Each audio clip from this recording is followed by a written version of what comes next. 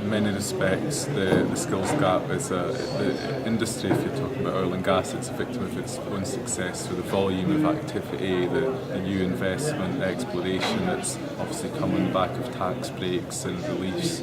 So, as I say, in some respects, really a victim of its own success. In the energy industry, you look at other sectors like retail, third sector, creative and culture, and they're looking for specific types of people who maybe don't live in Aberdeen, and actually, it's really hard for them to compete with the salaries too. We've got great opportunities, and really, while we're incredibly buoyant, and Aberdeenshire are doing incredibly well in terms of unemployment, economic output, we can achieve even more. So one of the things that we at the Chamber are interested in is actually how we can get more people into the region, so we can grow our own talent, look at our own school children and grow from that point of view, but actually attracting more migration is something business are keen to see, so I think that's a big challenge moving forward. Basically the trends are repeated around the world in that they're positive trends. We're seeing big uptake in job numbers last year in terms of volume. And also what we're also seeing on the website are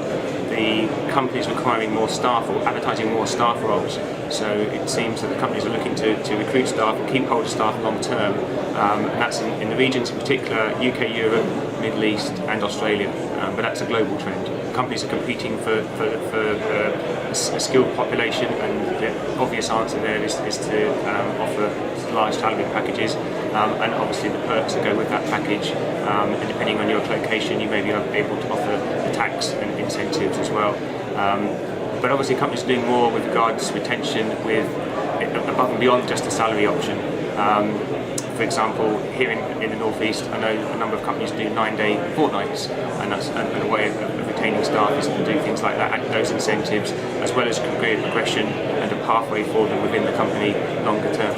I think the industry is doing more and more to reach out to the graduates and to the younger population, because obviously the concerns of the younger graduate would be length of career.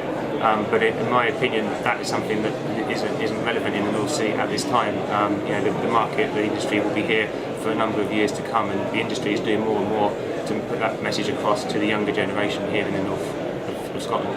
I would say that the main skills gap for ourselves at the minute possibly would be the current need for people with experience. Ideally, there are people out in the market who potentially have the technical knowledge to be able to make a transition across.